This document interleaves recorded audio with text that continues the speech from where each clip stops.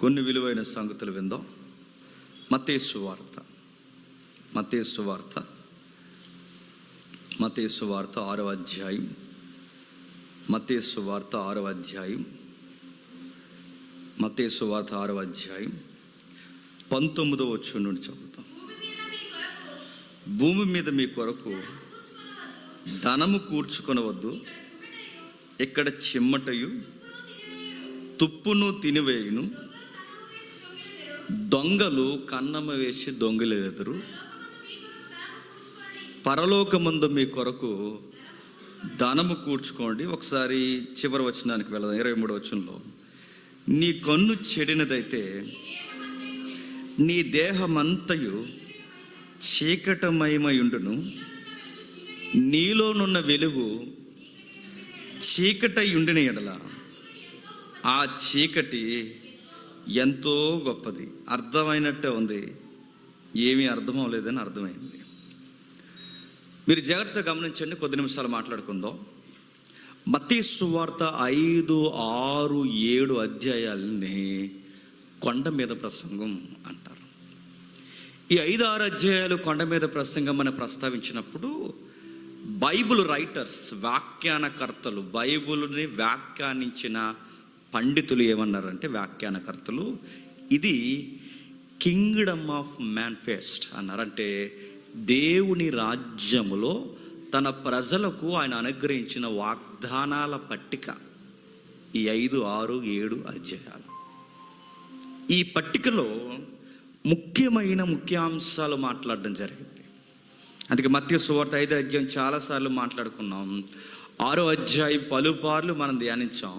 ఇప్పుడు మనకు కావలసిన ఒక సందర్భం ఉంది, మనందరికీ నచ్చినది, గుండెలు బరువెక్కేది, స్వీకరించలేనిది, కొంచెం ఇబ్బందికరంగా ఉండేది, ఫైనాన్షియల్ ఇష్యూ కోసం ఉంది. అక్కడ మిమ్మల్ని కోసం చేస్తుంది, నన్ను కోసం చేస్తుంది. అక్కడ రాస్తున్న మాట చూడండి, 19వ వచనంలో, భూమి మీద మీ కొరకు ధనము కూర్చుకొనవద్దు అన్నాడు. భూమి మీద మీ కొరకు ధనము కూర్చుకొనవద్దు, ఎక్కడ చిమ్మటయు తుప్పును తినివేయును, దొంగలు కన్నము వేసి దొంగిలెదరు. పరలోకమందు మీ కొరకు ధనము కూర్చుకొనడి, అక్కడ చిమ్మటైనను తుప్పైనను దానిని తినివేయదు. ఆగుదాం. డబ్బుల విషయాన్ని గుర్చిన ప్రస్తావన. అందరి జేబుల్లో డబ్బులు ఉన్నాయా? మీ పర్సల్లో డబ్బులు ఉన్నాయా? ఒకసారి చెక్ చేయండి లెసన్ అవుతున్నప్పుడు. భూమి మీద మీరు ధనము కూర్చుకొనవద్దు అన్నాడు. ఈ రెఫరెన్స్ పట్టుకుని ఈఎంఐలు కట్టడం మానేశారు. ఈ రెఫరెన్స్ పట్టుకొని మనకెందుకండి డబ్బులు అని ఫైనాన్షియల్ మేనేజ్మెంట్ విషయం రస్ట్ పట్టించేశారు. ఈ రిఫరెన్స్ పట్టుకుని నేను అడుగుతున్నాను, క్రైస్తవులు డబ్బులు దాయకూడదు అని డిక్లేర్ స్టేట్మెంట్లు ఇచ్చారు. నేను అడుగుతున్నాను, ఆ రెఫరెన్స్లో డబ్బులు దాయొద్దని ఉందండి? మళ్ళీ అడుగుతున్నాను, ఆ రెఫరెన్స్లో డబ్బులు దాయొద్దని ఉందా? దాయమనే ఉంది, కానీ దాసే ప్లేస్ మాత్రం చెప్పండి వేరుగా ఉంది. డబ్బులు దాయొద్దని చెప్పట్లేదు, డబ్బులు మనుషులకు అవసరమే, కానీ ఆ డబ్బులు దాసే విధానం నీ వ్యూ బాగుండాలి. ఎలా ప్రభు అంటే, నువ్వు భూమి మీద డబ్బులు కూర్చావనుకో, అంటే భూమి మీద కూర్చొద్దు, చెప్పండి ఎక్కడ కూర్చోవట? పరలోకంలో. అంటే భూమి మీద డబ్బులు దాయొద్దు. దాస్తే ఏమవుద్ది చెప్పండి. ఫస్ట్ పాయింట్ తీసుకుందాం. భూమి మీద డబ్బులు దాస్తే ఏమవుద్ది? చెమట వెంటనే పట్టదండి. భూమి మీద డబ్బులు దాస్తే ఏమవుద్ది? దొంగలు వచ్చేస్తారు మన ఇంటికి. ఆ దొంగల్లా రారు. ఎలా వస్తారు చెప్పండి? బంధువుల్లో వస్తారు, బాధలు చెప్తారు, బుల్లి దుఃఖాలు తీరుస్తారు, ఏదో అంటారు, మనసు కరిగిపోద్ది, గుండె బరువు ఎక్కువైపోతుంది, ఎంత అంటాం మనం, ఎంతే అంటారు. అక్కడ ఉంది పట్టుకెళ్ళిపో అంటాం మనం. తర్వాత అడుగుతాం, అడిగినప్పుడు తిరిగేసి మనతో గొడవలు ఆడతారు. ఎత్తాం, ఏం అట్టుకెళ్ళిపోం, ఇంకా చచ్చిపోలేదు అంటారు. ఆ మాటలు ఎలా ఉంటాయండి? వీళ్ళు దొంగలు కాదు, నేను అడుగుతున్నాను, బంధువుల రూపంలో ఉన్నా చెప్పండి దొంగలు. ఎవరో ఒకరు మనం దాచుకున్న డబ్బులు పట్టుకెళ్ళిపోతారని పట్టుకెళ్ళిపోతారు. ఒకవేళ నిజంగానే దొంగలు పట్టుకెళ్ళిపోతారని పట్టుకెళ్ళిపోతారు. భూమి మీద ధనానికి సెక్యూరిటీ లేదు. లేదండి, దొంగలకు పడకుండా జాగ్రత్తగా పెద్ద పెద్ద మేము మంచి స్ట్రాంగెస్ట్ సరుకులు ఇంట్లోకి తెప్పించి దాస్తున్నామంటే నెక్స్ట్ చెప్పండి, తుప్పటెత్తది. అందుకనండి తుప్పటేస్తుందని తెలిసి ఇంట్లో దాయడం మానేసామండి చెప్పండి, బ్యాంకులో దాసేమండి అంటున్నారు.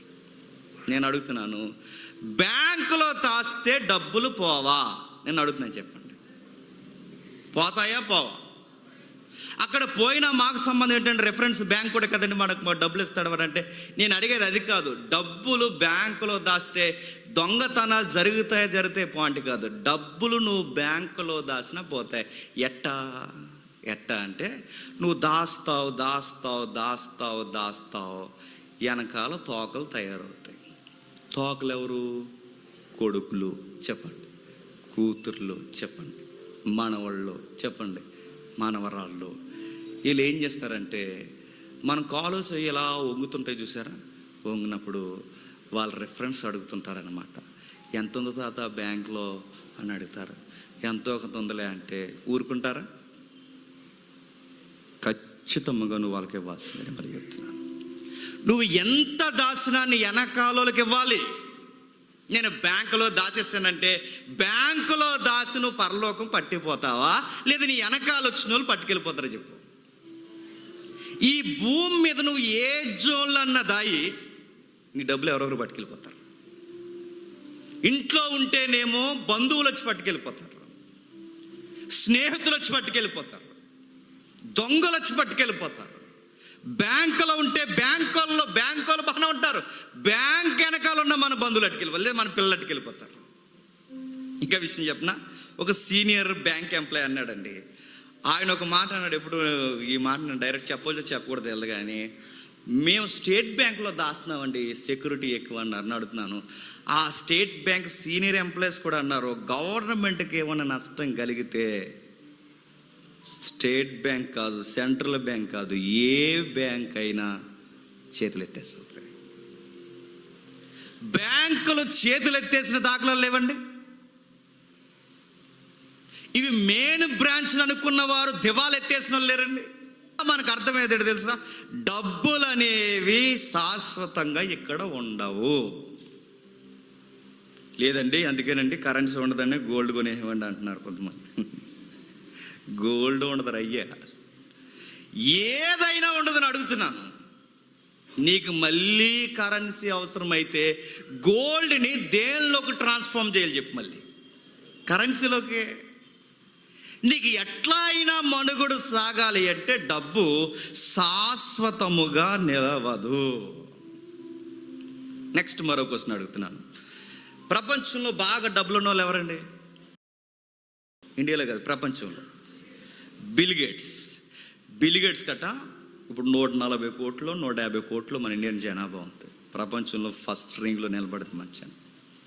అయితే ఈ 150 కోట్ల మందికి ఒక్కొక్క నెల లైన్గా రమ్మని ఒక్కొక్కడి తల మీద 2 లక్షలు పెడితే, బిల్ గేట్స్ దగ్గర ఉన్న డబ్బులు ఒక్కొక్కడి తల మీద 2 లక్షలు పెడితే అందరికీ డబ్బులు ఇచ్చేగా ఇంకా బిల్ గేట్స్ దగ్గర చాలా డబ్బు ఉంటుందట. ఇప్పుడు నాకు పెద్ద క్వశ్చన్ ఏంటంటే, ఇంత డబ్బు ఆయన ఏం చేసుకుంటాడు? మిమ్మల్ని అడుగుతున్నాను. దాస్తేనేమో తుప్పటెత్తది చెప్పండి, ఎవరికైనా ఇస్తే దొంగిలించేస్తారు. ఇంత డబ్బు ఏం చేస్తాడు? ఏమీ చేయడు. చిన్న చిన్న సోషల్ ఈవెంట్లు చేస్తాడు. ఎవరికి ఇస్తాడు? ఎవరికి ఇవ్వడు. మరి ఆయన చనిపోతే ఏమో. మొన్న వాళ్ళ ఆవిడకు పెద్ద దీవి కొన్నాడు, ఆ దీవిలో పెద్ద ఇల్లు కట్టాడు. ఆ ఇల్లు కట్టిన తర్వాత ఆ ఇంట్లో చాలా సుఖంగా ఉందాం అనుకున్నాడు. చివరికి ఆ ఇల్లు కట్టి వాళ్ళ ఆవిడకే బహుమానంగా ఇద్దాం అనుకున్నాడు.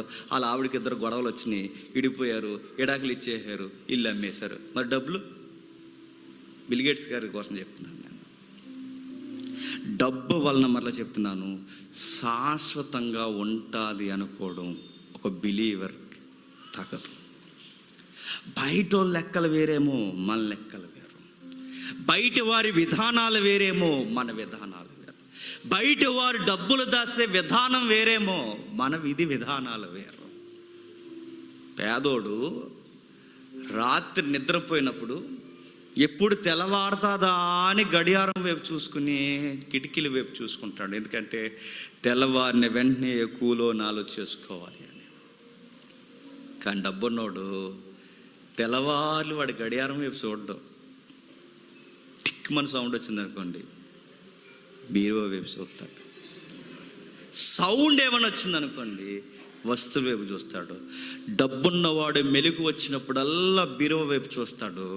డబ్బు లేనోడు గడియారం వైపు, కిటికీల వైపు చూసి ఎప్పుడు పనిలోకి పోదామా అని చూస్తాడు. ఈ మాట మీకు అర్థమైతే ప్రభు మనకి ఏదో నేర్పించాలనుకుంటున్నాడు. ఏం చెప్తున్నా ప్రభు? 19 వచ్చిన చూద్దాం మళ్ళీ ఒకసారి. భూమి మీద మీ కొరకు ధనమును కూర్చుకొనవద్దు, ఇక్కడ చిమ్మటయు తుప్పును తినివేయను, దొంగలు కన్నము వేసి దొంగిలెళ్ళెదరు.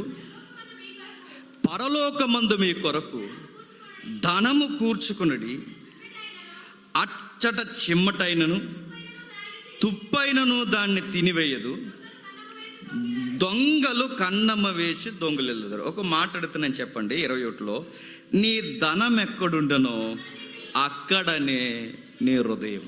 బాగా వినండి, క్వశ్చన్ చేసుకుందాం, కొన్ని నిమిషాలు ఆలోచిద్దాం. ఒక మాట అడుగుతున్నా చెప్పండి. ఈ సందర్భం చదువుతున్నప్పుడు ధనము శాశ్వతం కాదన్న పాయింట్ మనకు అర్థమవుతుందా లేదా? అర్థం. ధనము శాశ్వతం కాదని ఒక విశ్వాసికి అర్థమైనా మన మనసు దేని మీద ఉంటుంది చెప్పండి? అలా ఏముండదండి, మేము అంత సీరియస్గా డబ్బులు కోసం మేము ఆలోచించమంటే, మీ అందరి దగ్గర డబ్బులు ఉంటాయి, ఒక 500 నోటు బయటికి తీసి అలా ఫ్యాన్ కింద వదిలేస్తారా? ప్రార్థనలు ఈ వాక్యాలు వింటాం కానీ మనసంతా నోటి మీద తిరుగుతుంటుంది. ఉందా ఎగిరిపోయిందా, ఉందా ఎగిరిపోయిందా. దాని మీద ఇది ఒక బరువు పెట్టే వరకు చెప్పండి, మనకు చాలా బరువు ఉంటుంది.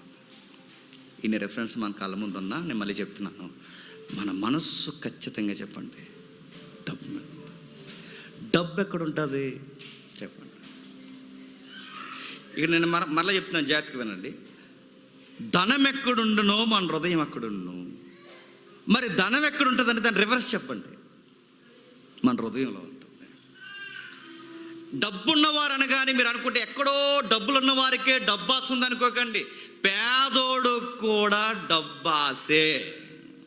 ఆ మాట మీకు అర్థమైందా లేదా? ధనం అనగానే భౌతికంగా కనబడేది కాదు. అసలు ధనం అనే ఆ తిష్ట ఎక్కడ పడిందో తెలుసా? మన హృదయంలో. అప్పుడప్పుడు మాటలు విన్నారా? నాకే గనక 10 ఏళ్ళు ఉంటే అంటే ఉంటే అన్నావంటే ఆల్రెడీ చెప్పండి, నీ హృదయంలోనే ధనాశ ఉంది. అసలు మాకు ఈ 2 ఎకరాలు లేవు కానండి, ఉంటే వేరేలా ఉండండి అంటాము. నేను అడుగుతున్నాను, ఈ మాటలు మాట్లాడితే డబ్బులు ఉన్నోళ్ళు కాదు చెప్పండి, డబ్బులు లేనోళ్ళే. డబ్బులు లేనోళ్ళ హృదయంలో కూడా ఏమని తెలుసా? డబ్బు ఆశ ఉంది. మీరు ఎప్పుడైనా మీరు చూడండి, ఎవరిని ఎక్కడ మనం కదిపినా డబ్బుల అవసరత కొరకు హృదయం చెప్పండి ఎదుగుతారు.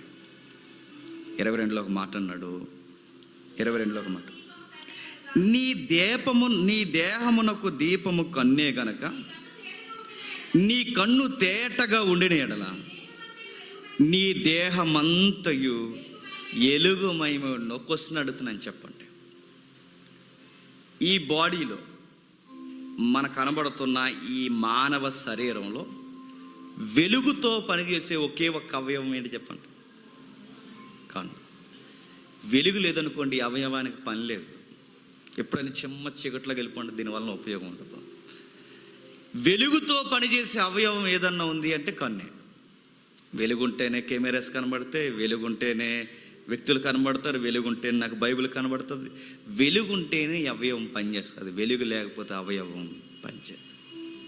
ప్రభువు లింక్ ఇచ్చాడు, ఏమన్నా తెలుసా? వెలుగుకి కన్నుకి ఎంత సంబంధం ఉందో, డబ్బుకు స్పందించే ఒక అవయవం కూడా మనలో ఉందంట. అదేంటది? హృదయం. ఆ మాట నేను చెప్పనా? ఇప్పటికిప్పుడే ఎవడో వచ్చి మీకు ₹1,00,000 లాటరీ తగిలేసిందంటే మీరు ఏమంటారు? ప్రార్థన అయిపోతానండి అంటారా?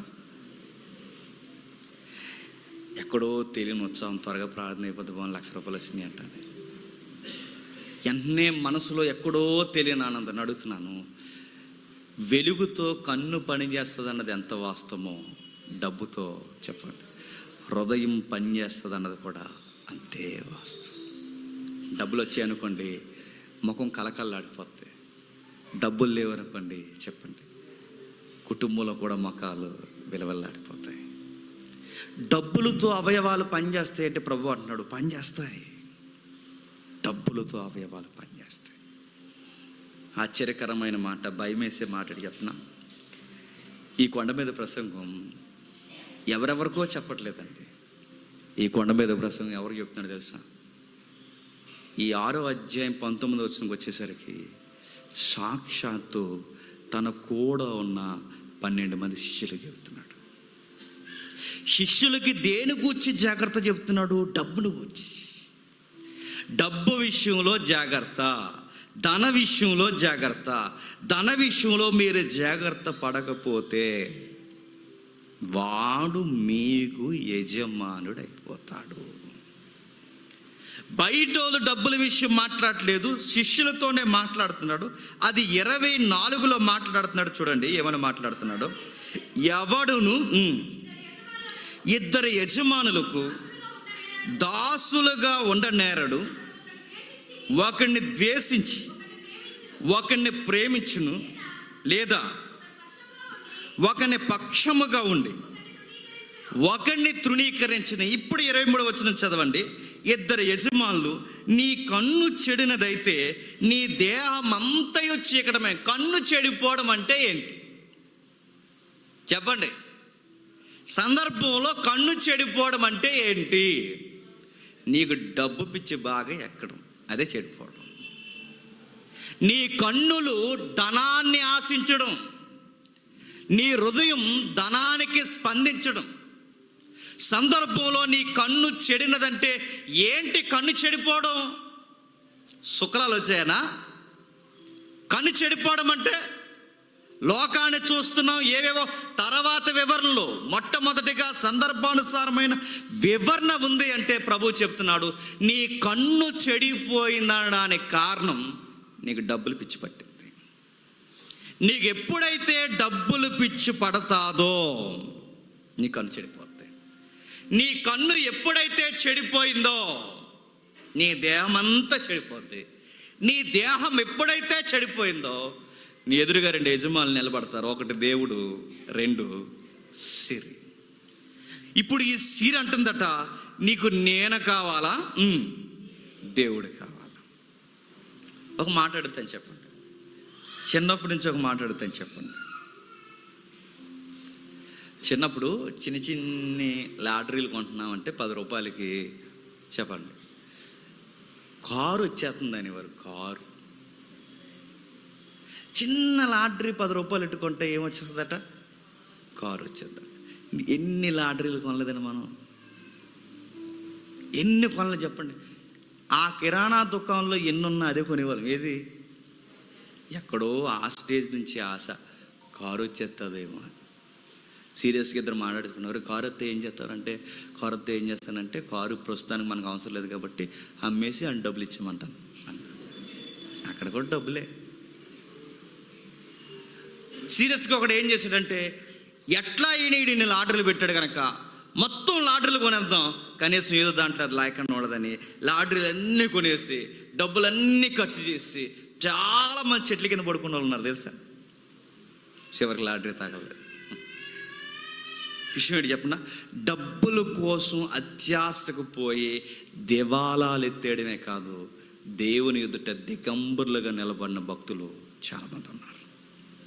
ప్రభు అయితే అంటున్నాడు, మీరు ఏ విషయాన్ని సీరియస్గా తీసుకుంటున్నారో లేదో నాకు తెలియదు, కానీ మీరు ఒక విషయాన్ని సీరియస్గా తీసుకోండి. దేవుణ్ణి మరుగు చేసే ఒక విషయం ఉంది, డబ్బుల విషయంలో జాగ్రత్త. మరో మాట అంటున్నాడండి, మీరు భూమి మీద 20 వచనం, మీరు భూమి మీద ధనము కూర్చుకొనవద్దు కానీ పరలోకమందు మీ కొరకు ధనము కూర్చుకోండి. ఎక్కడ కూర్చుకోవాలట? పరలోకమందు ధనం కూర్చుకోవాలి. క్వశ్చన్ అడుగుతున్నాను, చెప్పండి, పరలోకమందు ఎలా కూర్చుకుంటామండి? ఈ హైవే మీద కానీ రాజమండ్రిలో కానీ ఎక్కడైనా పరలోకపు ఏటీఎంస్ మీకు కనబడ్డాయా?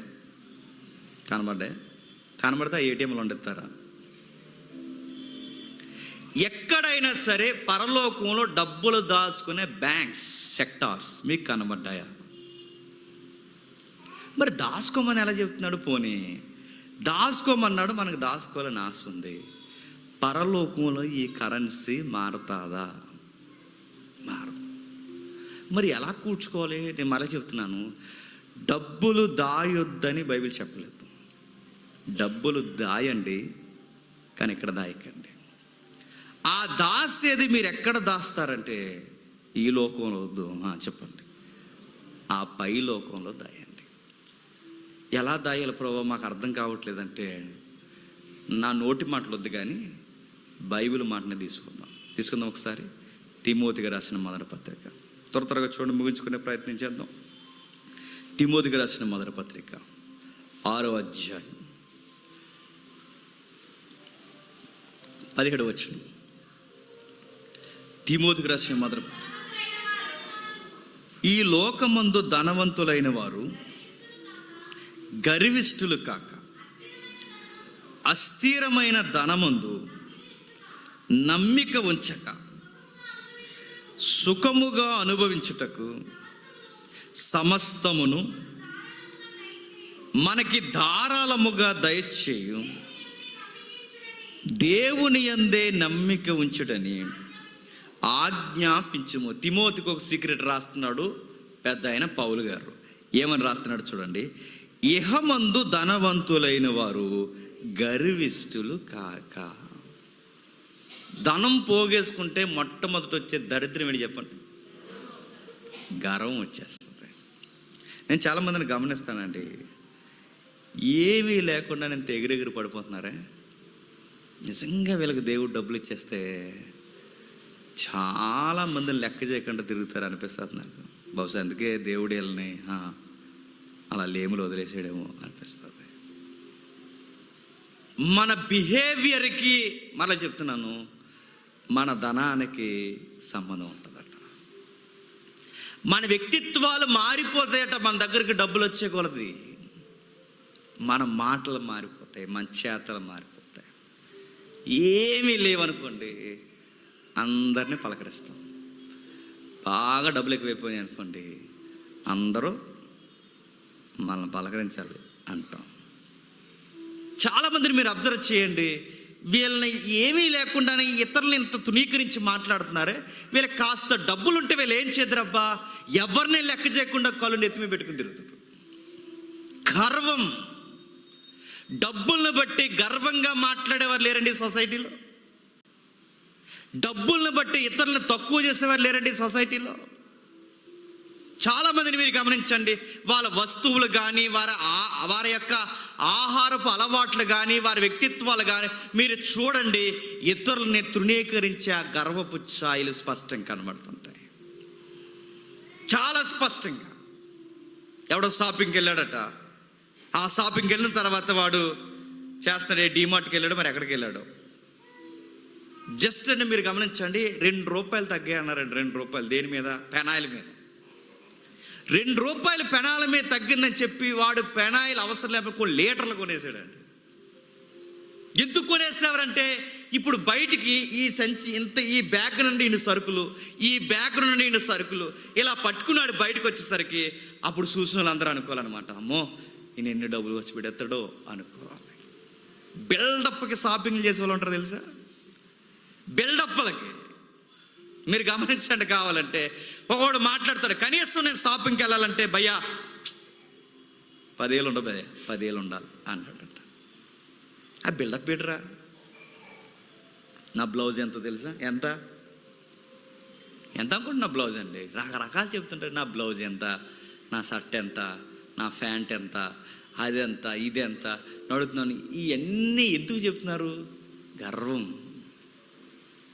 మీరు వేసుకునే బట్టలు మేము వేసుకోము, మీరు తినే తిల్లు మేము తినము. చాలామంది బిల్డప్లు చెప్తారు. మా ఇంటికాడ ఉన్నప్పుడు మేము ఏం తినేవాళ్ళు తెలుసా, ఏం తినేవాళ్ళు తెలుసు, మీరు పచ్చడి తినేవారు. ఎక్కడికి వచ్చి కబుర్లు చెప్తారు. మాకు చాలామంది బిల్డప్లు ఇస్తారు, చూస్తారని అడుగుతున్నాను. తిండి రిచ్ ఫుడ్ చూపించుకుంటారు తెలుసా. చాలా రెస్టారెంట్లకు వెళ్తామండి, నేను చాలా ఎగ్జాంపుల్ చెప్పాను. మంచి కాస్ట్లీ ఫుడ్ ఆర్డర్ ఇస్తారు, పూర్తిగా తినరు, సగం అలా కోడి గెలికినట్టు గెలికి అలా సగం వదిలేస్తారు.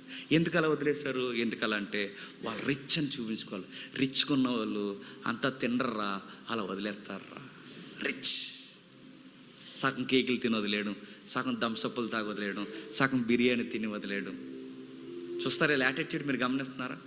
పెద్ద పెద్ద 5 స్టార్ హోటల్లోకి వెళ్ళినప్పుడు, లేదా పెద్ద పెద్ద రెస్టారెంట్కి సేవకులు ఇలాగే తయారయ్యారండి. పెద్ద అక్కడికి వెళ్ళినప్పుడు ఆ సర్వీస్ చేస్తున్నప్పుడు ఆ టేబుల్ మీద ఫోటో తీసి ఫేస్బుక్లో పెట్టడం, ఆ హోటల్ ముందు దిగి ఆ ఫోటో తీసి, అంటే మేము ఇంత రిచ్, మేము ఇంత తోపులు, మేము ఇంత రిచ్గా బతుకుతున్నామని ఒక బిల్డప్ అన్నమాట. గర్వం, ఒక తెలియని గర్వం.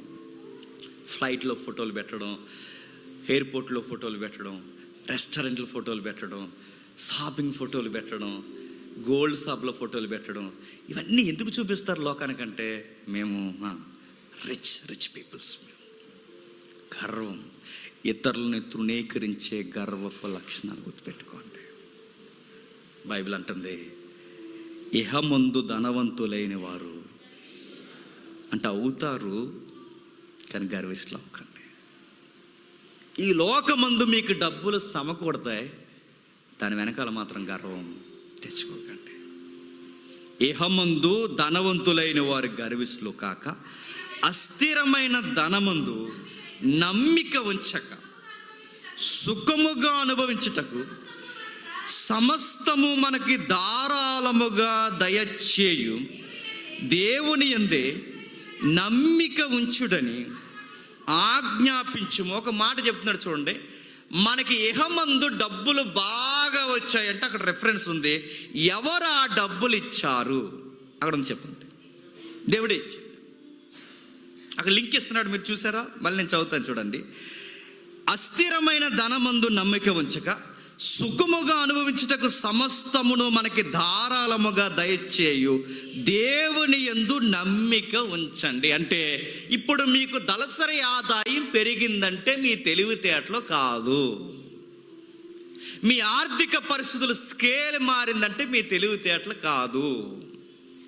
మీ పంట పొలాలు అభివృద్ధి పొందాయంటే మీ తెలివితేటలు కాదు.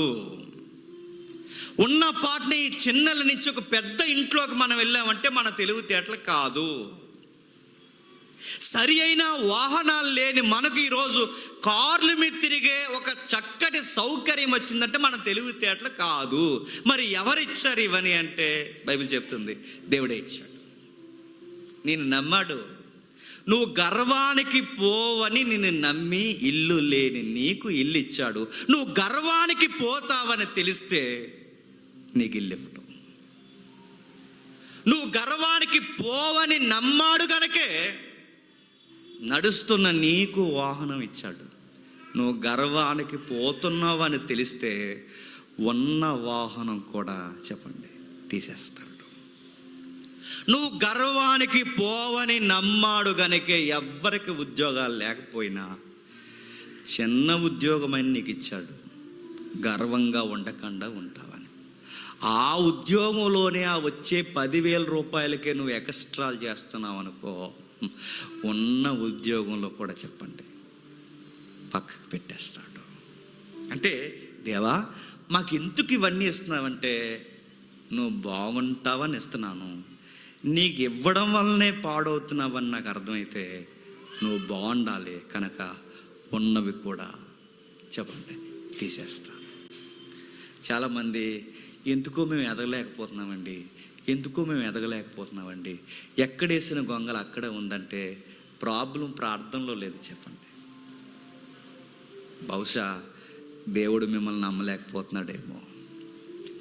నువ్వు ఇల్లు అడిగినా నీకు ఎందుకు ఇవ్వట్లేదు, చెడిపోతావేమో. నీకు ఉద్యోగం అడిగినా నీకెందుకు ఉద్యోగం ఇవ్వట్లేదు, గర్వం వచ్చేస్తుందేమో. నువ్వు చాలా ఫైనాన్షియల్ విషయాలు ప్రేయర్లో డిస్కషన్ చేస్తున్నావు, నీకెందుకు ఇవ్వట్లేదు, తేడాగా అయిపోతావేమో. నీకు సరి అయిన స్థిరత్వం ఉండదేమో. బహుశా దేవుణ్ణే వదిలేసి ధనాన్ని, ఉద్యోగాన్ని, ఈ అధికారాన్ని ఆరాధించడం స్టార్ట్ చేస్తావని నీ భవిష్యత్తు చూశాడేమో. అందుకే నీకు ఆ స్థిరం వచ్చే వరకు, నీకు ఆ బుద్ధి వచ్చే వరకు బహుశా ఆయన ఇవ్వడేమో. దేవుడు అంటున్నాడు, ఇహమందు ధనము గర్వానికి గురి చేస్తుంది, ఇహమందు ధనము దేవుని ఎదుట గర్విష్ఠులుగా మనం నిలబడుతుంది. అస్థిరులమైపోతాం. స్థిరము లేని ధనమందు స్థిరము లేని మనుషులమైపోతాం. ధనమందు నమ్మకం ఉంచుతాం, దేవుని యందు నమ్మకాన్ని తగ్గించేస్తాం. మనకు డబ్బులు బాగా ఉన్నాయనుకోండి, మన ఇంటికి రోగాలు వచ్చేసినా పెద్ద ప్రాబ్లంగా అనిపించదు మనకి. ఎందుకు చెప్పండి? ఇప్పుడు డబ్బులు బాగా ఉన్నాయనుకోండి, ఏదో ప్రాబ్లం వచ్చింది, మన ఇంట్లో వాళ్ళకి ఏదో ఒక ప్రాబ్లం వచ్చింది అనుకోండి, పెద్ద టెన్షన్ అవుతుందని చెప్పండి. పర్లేదు, డబ్బులు ఉన్నాయి, ఏదో ఒక హాస్పిటల్లో జాయిన్ చేసి ఏదోలాగా. ఈరోజు డబ్బుకు తీరని రోగం ఏముందండి అని ఒక స్లోగన్ ఉంది సొసైటీలో, తెలుసా? డబ్బులు ఉంటే చాలండి ఎలాంటి రోగాన్నైనా చెప్పండి జయించొచ్చని. ఆ డబ్బు మత్తులో మాట్లాడతారు, కానీ డబ్బు జయించలేని రోగాలు ఉన్నాయన్న సంగతాలు మర్చిపోయి మాట్లాడుతుంటారు.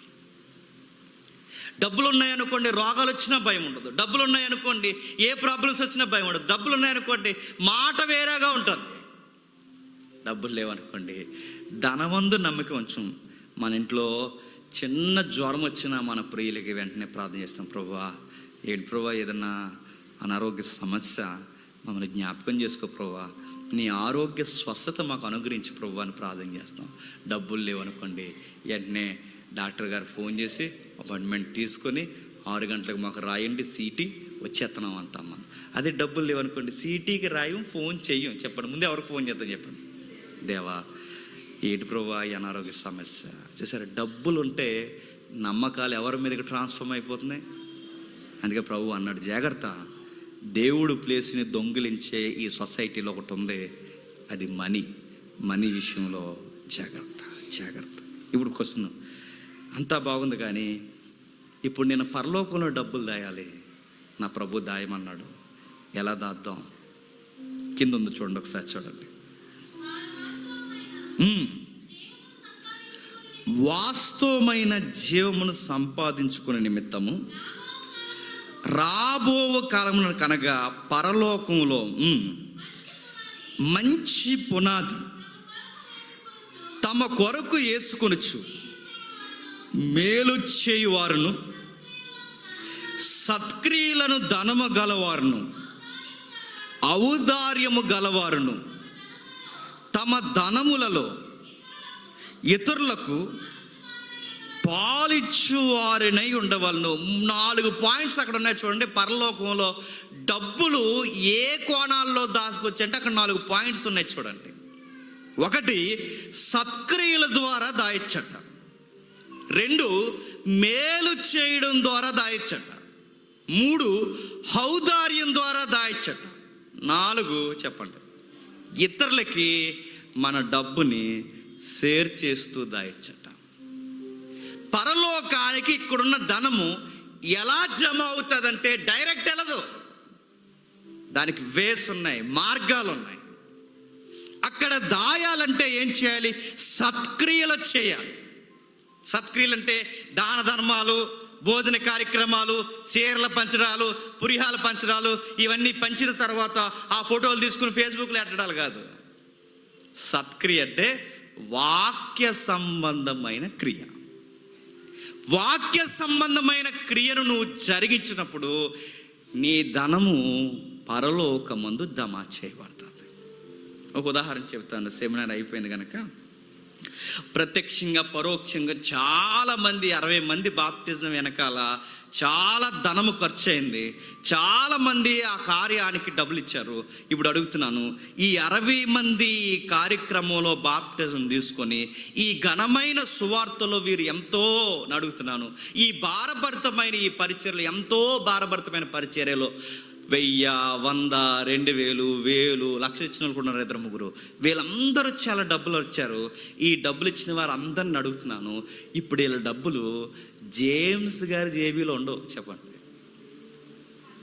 పరలోకం అని ఒక అకౌంట్లో జమ చేయబడుతుంది. ఎందుకంటే 6 రోజులు జరిగిన ఆ సత్క్రియలో నువ్వు ఎంత పెట్టావో అదంతా అక్కడ రికార్డ్ చేయబడుతుందట. ప్రభువా, నేను 10 రూపాయలు ఇచ్చాను ప్రభు అంటే చెప్పండి, అకౌంట్లో 10 రూపాయలు దాస్తారు. ఆడికి వెళ్ళాక పరలోకంలో నిలబడి ఎంత దాసానంటే 10 రూపాయలు కానీ ఇస్తారు నీకు. ఇలాగా అంటే అర్థం అవడానికి చెప్తున్నాను నేను. అంటే నీకు డబ్బులు సేవకి ఇచ్చాను అని నా ఉద్దేశం కాదు, కానీ దైవికమైన కార్యాలకి ఖర్చు చేసిన ధనము పరలోకములో జమ చేయబడుతుంది. సత్క్రియ, మేలు నెక్స్ట్ మాట ఏం చెప్తున్నాడండి? మేలు చేయాలి. నెక్స్ట్ మాట ఏం చెప్తున్నాడు? ఔదార్యం కలిగి ఉండాలి. నెక్స్ట్ ఏం చెప్తున్నాడు? ఇతరులకు చెప్పండి పంచాలి. దేవుడట, నాకు భయం వేసిందండి ఈ మాట. దేవుడు ఎంతో కొంత డబ్బు మనకి ఇచ్చిన తర్వాత, ఇక్కడ ఉంది కదా పై మాటలో, ఎంతో కొంత సమస్తము కూర్చి మనకు డబ్బులు ఇచ్చిన తర్వాత ఈ 4 విషయాలు మనం చేస్తున్నాంలే చూస్తాడట. 1, దేవునికి ఇవ్వాలి. 2, మనకి. 3, ఇతరులకు ఇవ్వాలి. ఈ 3 విషయాల్లో నువ్వు డబ్బులు ఎలా ఖర్చు పెట్టావో ఖచ్చితంగా దేవుడు చూస్తాడు. నేను అడుగుతున్నాను, చివరిది చెయ్యు చెప్పండి, మొదటిది చెయ్యు, ఏం చేస్తాను చెప్పండి? మనకే ఖర్చు పెట్టుకుంటాం. నువ్వు దేవునిచ్చిన ధనాన్ని దేవుని కోసం ఏమైనా ఖర్చు చేసావా? చేతులు రావు మనకి. పైపెచ్చికి ఏమన్నారు చెప్పిన ఈ మధ్యకాలంలో, దేవుడికి డబ్బులు ఎందుకండి, ఆయన ఏం చేసుకుంటాడండి డబ్బులు, మరి నువ్వేం చేసుకుంటావు? నేను ఖర్చు పెట్టుకుంటానండి. దేవుడికి అడుగుతున్నాను, దేవునికి ఖర్చు పెట్టిన దాఖలు రేపు పొద్దున్న నువ్వు చచ్చిపోయే టైంలో అండి ఒక గ్రాఫ్ వేసుకో, ఒక వైట్ పేపర్ తీసుకో, లేదా ఏడాదికి ఒకసారి వైట్ పేపర్ తీసుకో. ఇప్పుడు కొత్త సంవత్సరం ఫస్ట్ వీక్ మనకి, ఇప్పుడు ఫస్ట్ సర్వీస్ ఇది 2023లో ఒక పేపర్ తీసుకొని నువ్వు దేవుని కొరకు ఖర్చు చేసింది ఎంత, నీ కొరకు ఖర్చు చేసింది ఎంత, ఒక గ్రాఫ్ రాయి. ఎవరి కోసం ఎక్కువ ఖర్చు చేస్తాను చెప్పండి. నేను ఈ మాట చెప్పకూడదు, సందర్భం వస్తుందని చెప్తున్నాను. మొన్న తెలియకుండా ఈ సెమినార్ కొంచెం బట్టలు కావాలని షాపింగ్కి వెళ్ళాం. ఫస్ట్ మా పాపకి మా వైఫ్కి బట్టలు కొందామని ఇక్కడే షాపింగ్కి వెళ్ళాం. మనకి ఈ షాపింగ్లు అంతా, అందులో ఆడవాళ్ళు షాపింగ్లు అంటే మనకు ముందే సిగ్గు. అందరూ అమ్మేవాళ్ళు ఆడవాళ్ళు ఉంటారు, వాళ్ళతో ఏం మాట్లాడలేము. వెళ్ళాం, 4-3 డ్రెస్సులు చూపించారు. నాకు కొంచెం ప్లెయిన్ కలర్స్ ఇవి ఇష్టం, సైలెంట్గా ఉన్నాయి, బాగున్నాయి అని చెప్పి తీసుకున్నాను. చేయకుండా సావుకోరు చల్లగా బిల్లు ఎంత వచ్చిందంటే, అది ఒక్కొక్క డ్రెస్సే కొన్ని వేల రూపాయలు ఉంది. నేను బిల్లు చూడలేదు, మనకు అలవాట్లేదు షాపింగ్లో. కొంతమంది బిల్లు చూసుకుంటారు డ్రెస్సులో. మనం బిల్లు చూడకుండా ఇది తీసుకో, ఇది తీసుకొని ఇచ్చాం. 2-3 డ్రెస్సులకే బడ్జెట్ దాటేసిందండి. నా కూతురికి నా భార్య కొనేసరికి నేను నెలసరి నేను వేసుకున్న గ్రాఫ్ దాటేసింది. అప్పుడు నాకు పెద్ద ప్రశ్న, ఒరే జేమ్స్, నీ భార్యకి నీ పిల్లలకి దేవుడు నీకు ఇచ్చిన ధనంలో నువ్వు ఎంత ఖర్చు చేస్తావు? నెక్స్ట్ నువ్వేం చేస్తావు? నేను సీరియస్గా చెప్తాను, బైబిల్ పట్టుకుని ఈ ఏడాది బట్టలు కొనుక్కోవడం మానేశాను. ఎందుకంటే ఇంతకు మించి నేను ఖర్చు పెట్టానంటే ఇప్పుడు వాళ్ళకి అయిపోయినాయి ఆ డబ్బులు. 12,000 ఖర్చు పెట్టేశాను వాళ్ళకి. ఇప్పుడు నేను కొన్నానంటే అడుగుతున్నాను, ఇప్పుడు నాకు మరో 10,000 అయినాయి అనుకోండి, 20,000 ఖర్చు పెట్టావరని అడిగితే నేను ఏం చెప్పాలండి? అందుకే మనం ఎప్పుడు చేసేది ఎలాగో తెల్ల సొక్కావాలి కనుక ఆ సొక్కాలు చాలులే. ఎందుకు ఈ భయం అంటే, నీకు డబ్బులు ఇచ్చినా ఏది ఇచ్చినా, మళ్ళీ చెప్తున్నాను, ఏది మనం చేసినా నీకు ఇచ్చిన ధనాన్ని నువ్వు ఎక్కడ ఖర్చు పెడుతున్నావు అడుగుతాడు. నాకేమైనా ఖర్చు పెడుతున్నావా? ప్రభువా నీ ఖర్చు పెట్టాను ప్రభువా, ఈ సెమినార్ పేరు చెప్పి ప్రభువా 1,00,000 రూపాయలు నీ సేవలో నేను ఖర్చు చేశాను మై లార్డ్. ఆ ధైర్యం నాకు ఉంది. నీ సేవలో ఇదిగో ఈ పర్సెంట్ నీవు నాకు ఇచ్చిన ధనంలో నా భార్యకి నా కూతురికి ఎంత కొన్నాను, అది దాటి నేను వెళ్తే నీ ఎదుటి నేను లెక్క సరిపోనేమని నేను కూడా కొనుక్కోలేదు ప్రభు అని ధైర్యంగా చెప్పగలను. నేను నీ ముందున్న నీ పరిచర్య కొరకు ఇదిగో ప్రభు నువ్వు ఇచ్చిన డబ్బుని నేను ఎక్కువ ఖర్చు చేయలేదు, ఎందుకంటే నువ్వు ఇచ్చిన డబ్బులో 500 నేను ఏమాత్రం తేడా లెక్క ఖర్చు చేసిన ప్రభు. గర్వం వచ్చేసిందిరా నీకు అంటాడు. దేవుడు ఇచ్చిన డబ్బులు మళ్ళీ చెప్తున్నాను, చాలామందికి మరి సేవకులు గమనిస్తున్నారు లేదు నాకు తెలియదు, కానీ అమాయకులు దేవుని పిల్లలు నమ్మించిన డబ్బులతో ఎంత జల్సాలు చేస్తున్నారండి. వాళ్ళు ఏమనుకుంటారంటే దేవుడు మమ్మల్ని దీవించేశాడు, మేము ఏం ఖర్చు చేయకరొద్దు, మాకు దేవుడు ఇచ్చేస్తున్నా. నో, బైబిల్ అలా చెప్పట్లేదు. నీకు బైబిల్ స్కేల్ ఇచ్చింది. ఆ స్కేల్ ఏంటో తెలుసా? ఫస్ట్ నీ దేవునికి నువ్వేం ఖర్చు చేస్తున్నావు. నీ విశ్వాసులు అందరూ ఖర్చు చేస్తున్నారు, నువ్వేం ఖర్చు చేస్తున్నావు. నెక్స్ట్ నీ కొరకు నువ్వు ఎంత ఖర్చు చేసుకుంటున్నావు. నెక్స్ట్ నీ చుట్టూ ఉన్న వాళ్ళకి ఎంత ఖర్చు చేస్తున్నావు. ఖచ్చితంగా అడుగుతాడు ఆయన, ఖచ్చితంగా అడుగుతాడు. అడిగిన తర్వాత ఆయన లెక్క జమ చేయమని అడుగుతాడు. అడుగుతున్నాను, మనం ఏం ఖర్చు చేస్తున్నాం చెప్పండి దేవుడి కొరకు. ఇతరులకి ఖర్చు చేయాలట. కొంతమంది ఇతరులతో నేను అడుగుతున్నాను, ఖర్చు చేస్తారంటే ఖర్చు చేయరు, వాళ్ళతో ఖర్చు చేయిస్తారు. ఎవరితో? ఇతరులతో. చాలామందిని నేను గమనించినప్పుడు నాకు భయం వేస్తుందండి. ఇటరో వీడు ఎలా ఉన్నాడు అనిపిస్తుంది. ఏదో చెప్పనా, కొంతమంది పరిచయాలు ఏర్పరచుకుంటారు. ఎలా ఏర్పరచుకుంటారు? గుబుక్కుమని అప్పు అడిగితే ఇవ్వగలడా ఇవ్వలేడా, వీడు ఇవ్వలేకపోతే వీడితో మనకి చెప్పండి కట్టం. ఎలా కూడా ఆలోచిస్తారా అంటే అలాగే ఆలోచిస్తారు. ఇతరులతో మనం స్నేహం చేయవలన మనకి సమయానికి ఉపయోగపడ్డా ఆడి పెద్దే మనకి లైజనింగ్ ఏం కాదండి, వచ్చేసండి అంటారు. డబ్బుతో స్నేహాలు చేసే వాళ్ళు ఉన్నారు తెలుసా? ఉపయోగపడతారా పడరా అని స్నేహాలు చేసే వాళ్ళు ఉన్నారు తెలుసా? మరో మాట చెప్పనా, మన బంధాలు ధనాలతో ముడిపడి ఉన్నాయంటే నమ్మగలరా? నేను అడుగుతున్నాను. అంటే నీకు అడిగిన టయానికి అప్పిస్తే వాడు నీకు మంచి ఫ్రెండ్గా చెప్పుకుంటావు, అడిగిన టయానికి అప్పు ఇవ్వకపోతే ఆడ ఆటలాంటి పండుగ అని చెప్పుకుంటాం. బైబిల్ చెప్తుంది చూడండి, ముగించేస్తాను. బైబిల్ చెప్తుంది చూడండి. బైబిల్ ఏం మాట్లాడుతుందంటే మొదట దైవికమైన సత్క్రియ, నెక్స్ట్ ఔదార్యము కలవారమాట. అంటే ఇతరులకి చెప్పండి మనం ఇవ్వాలి. కొంతమంది అయినా మరుగుతున్నాను, కొంతమంది అయినా ఎప్పుడైనా ఇతరులకి మనం ఏమన్నా ఇచ్చిన దాఖలాలు ఉన్నాయి. అప్పులకు కాదండి అడుగుతున్నాను సీరియస్గా. ఇదిగో ఈ డబ్బులు మీరు తీసుకోండి, ఈ కష్టం మీకుంది అని డబ్బులు ఇచ్చిన దాఖలాలు 2023లో ఏమన్నా ఉన్నాయా మిమ్మల్ని అడుగుతున్నాను. 2023 ఏంటి, 2022లో కూడా లేవు. 2022 ఏంటి, 2020లో కూడా లేవు, 2021లో కూడా లేవు. మరి ఎప్పుడు ఎవడో ఒకటి దగ్గర నువ్వు తీసుకోవడమే తప్ప నువ్వు దేవునికి ఇవ్వు, నెక్స్ట్ ఇతరులకి ఇవ్వు. మరి ఇచ్చిన డబ్బులన్నీ ఏం చేస్తున్నావు? ఆ ఎంప్లాయీగా ఉన్నప్పుడు కానీ, నీ రెక్కల కష్టం విషయంలో కానీ, దేవునికి సమస్తము డబ్బులు ఇచ్చినప్పుడు నువ్వేం చేస్తున్నావు? ఇతరులకు కూడా ఇవ్వు. బైబిల్ ఒక మాట చెప్పింది, డబ్బులు బాగా వినండి, డబ్బులు కూర్చుకోవద్దని బైబిల్ చెప్పింది. డబ్బులు నేను మరో చెప్తున్నాను, భద్రం చేయొద్దని మాత్రం చెప్పలేదు. కూర్చుకోవడం అంటే చెప్పనా, ఈడు తిండో చెప్పండి, ఎవరిని తిన్నవాడు, ఇది కూర్చుకోవడం అంటే. భద్రం చేయడం అంటే దేవుడు నమ్మి నాకు డబ్బులు ఇచ్చాడు, ఇవి చాలా జాగ్రత్తగా ఖర్చు చేయాలనే దాన్ని భద్రం చేయడం. దేవుడు ధనాన్ని భద్రం చేయమన్నాడు, ధనాన్ని చెప్పండి కూర్చుకున్న వాళ్ళు చివరికి ఏమవుతారు? ఏమవుతారండి? బిల్ గేట్స్ అవుతారా? ఏమవుతారు చెప్పండి. ఇక్కడ వద్దు కానీ ఒక మాట అవుదాం, మళ్ళీ వద్దాం ఇక్కడికి. ఏమవుతారు? ఇది 6వ అధ్యాయంలో 6వ వచనం చూడండి.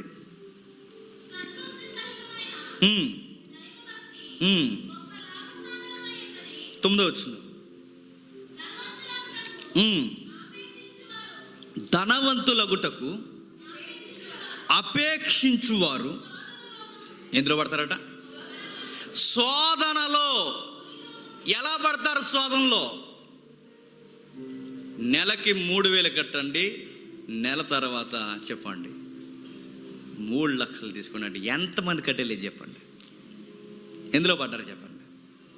3 ఏళ్ళు కడితే 3 లక్షల కట్టేశారు.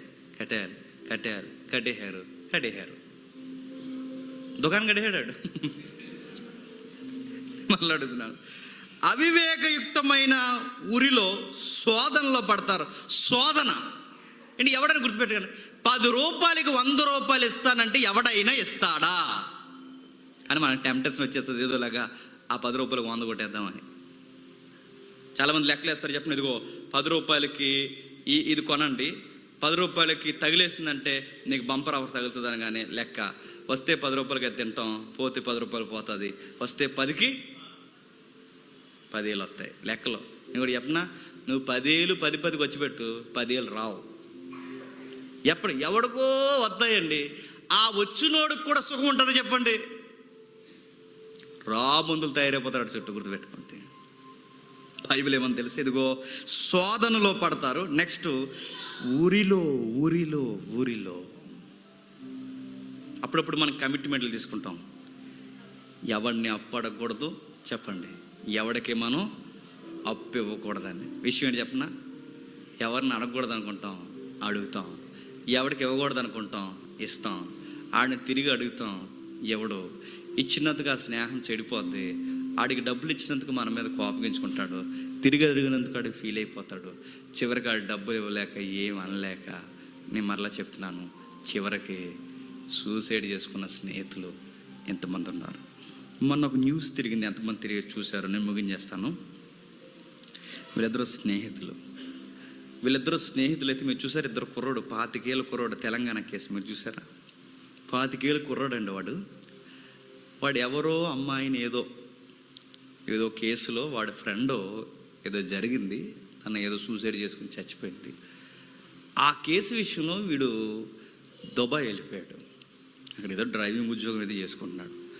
అక్కడ ఉండిపోయాడు. ఆడికి అరెస్ట్ వారెంటు సమన్స్ రెడీ అయిపోయాయి. ఆయన అరెస్ట్ చేసేయండి. ఆడు ఎప్పుడైతే అరెస్ట్ వారెంట్ జారీ అయిందో వాడు ఇండియాకి వచ్చేవాడు కాదు. దుబాయ్లో ఉండి కేసు స్టేటస్ ఏంటో ఎప్పటికప్పుడు కనుక్కునేవాడు. వీడు ఒక ఫ్రెండ్ ఉన్నాడు ఇండియాలో, ఈయన కనుక్కునేవాడు అనమాట. అరే ఏమైంది అరెస్ట్ వారెంట్లు అంటే, ఇంకా తిరుగుతున్నారు. ఇలాగా 10 సంవత్సరాలు 6-7 సంవత్సరాలు మొత్తం మీద గడిపారండి కేసు. అక్కడి నుంచి వస్తున్నాడు. వీడికి పెళ్ళి అయింది దుబాయ్లో ఉన్నవాడికి. పెళ్ళి అయితే ఒకరోజు వీడికి పిల్లలు పుట్టారు. భార్య పిల్లల్ని చూడాలని ఆశ ఉంటుందిగా. చెప్పా చేయకుండా ఒకరోజు వీడి ఇంటికి వచ్చాడు. వచ్చిన వెంటనే పోలీసులు తెలిసిపోయింది ఆడు ఇండియా వచ్చాడు. వెంటనే అరెస్ట్ చేస్తారు. అరెస్ట్ చేసేసి ఆ టైంలో వీడిని తీసుకెళ్ళి జైల్లో పడేశారు. వీడు బయటికి రావడానికి చాలా తతంగాలు జరిగినాయి. ఇదంతా జరిగిన తర్వాత దుబాయ్లో ఉన్నప్పుడు కేసు స్టేటస్ ఏంటనే చక్కగా ఇన్ఫర్మేషన్ ఇస్తున్నారుగా ఫ్రెండ్. ఈ ఇన్ఫర్మేషన్ ఇస్తున్నప్పుడు వీడు చిన్న అప్పులు చేయడం మొదలెట్టాడు. ఎవరి దగ్గరే ఈ చిన్న అప్పులు చేయడం మొదలెట్టినప్పుడు ఈ చిన్న అప్పులు కాస్త 3-4 లక్షలు అయింది. ఈ 3-4 లక్షలు అప్పు అయిన తర్వాత వీడు ఇండియాకి వచ్చిన తర్వాత అరెస్ట్ చేసిన తర్వాత మొత్తానికి వీడు అప్పులు పాలైపోయాడు. ఫ్రెండ్ అని డబ్బులు అడిగాడు. అరే చాలా డబ్బులు నీకు ఇచ్చాను కదరా, నాకు ఎవరు డబ్బులు ఇవ్వట్లేదు, నీకు ఇచ్చిన అప్ప 3 లక్షలు ఇచ్చారంటే ఇస్తానులేరా, డబ్బులు లేవులేరా, ఇస్తానులేరా అని నాంచాడు. ఈడేం అనలేడు వీడిని. తర్వాత ఏం జరిగిందంటే వాళ్ళ ఇల్లు తనఖా పెడదామని తిరిగారు. ఈడు నేర ప్రవృత్తిలో ఉన్నాడు కనుక ఆ ఇల్లు ఎవడు కొనలేదు. తర్వాత ఏం జరిగిందంటే, మరి ఇల్లు ఎవడో నా పేరు మీద ఉంటే కొనట్లేదు కనుక, నా ఫ్రెండో నన్ను నమ్మినోడివి, నేను నమ్మినోడు నేనే కనుక నీ పేరు మీద నా ఇల్లు రాస్తాను, నీ పేరు మీద అమ్మేసి అప్పులన్నీ తీర్చేసి తర్వాత మనం ఏం చేద్దామంటే జడ్జిగా బతికేద్దాం, ఏదోలా బయటకు వచ్చేద్దామని ఈడు ఏం చేశాడంటే ఈడి పేరు మీద ఇల్లు రాశాడు. ఈడి పేరు మీద ఇల్లు రాసినా మళ్ళీ ఎవడో కొనట్లేదు. అలా టైంలో ఈడి పేరు మీద రాసినా కొనట్లేదు, ఆడి పేరు మీద రాసినా కొనట్లేదు. వీడికి మళ్ళీ గొడవ వచ్చి ఇబ్బంది వచ్చి, ఒరే ఎలాగో నీ పేరు మీద రాసినా కొనట్లేదు కదా, నీ పేరు మీద రాసిన ఇల్లు మళ్ళీ నా పేరు మీద రాసారా అని అడిగాడు. అడిగితే అన్నాడు, రాస్తానులేరా అన్నాడు. ఒకరోజు గొడవ జరిగింది. గొడవ సీరియస్ అయిపోయింది. ఒరే, నా డబ్బులు ఇవ్వకపోయి, నా ఇల్లు ఇవ్వకపోయి ఏంట్రా ఇదంతా అని అడిగాడు. వీడు ఎలాగే అడుగుతూ కూర్చున్నాడని ఫ్రెండే సాయంత్రం పార్టీకి వెళ్దాం రారా అన్నాడు. పార్టీకి తీసుకెళ్ళాడు. ఆ ఇల్లుని 3 లక్షలు కాసేయడానికి సొంత ఫ్రెండ్ని చంపేశాడు. చివరికి ఇల్లుండిపోతాయి, డబ్బులు ఉండిపోతాయి అనుకున్నాడు. తన ఫ్రెండ్ దొరికేశాడు. తన ఫ్రెండే తన ఫ్రెండ్ని చంపాడని, కేవలం ఇల్లు కోసం 3 లక్షల రూపాయల కొరకు వాళ్ళ ఫ్రెండ్ని చంపేసి ఈరోజు ఉరుతాడికి రెడీ అయిపోయాడు. డబ్బులు పిచ్చట ఏదో తెలివైన పని ఏదో చేసేస్తున్నాం అనుకుంటాం, కానీ మెడకి ఏం తగిలించుకుంటామంట చెప్పండి? ఉరుతాడు తగిలించుకుంటాం. అగ్రి గోల్డ్ అన్నారండి. అగ్గి గోల్డ్ అయిపోయింది అందరికి.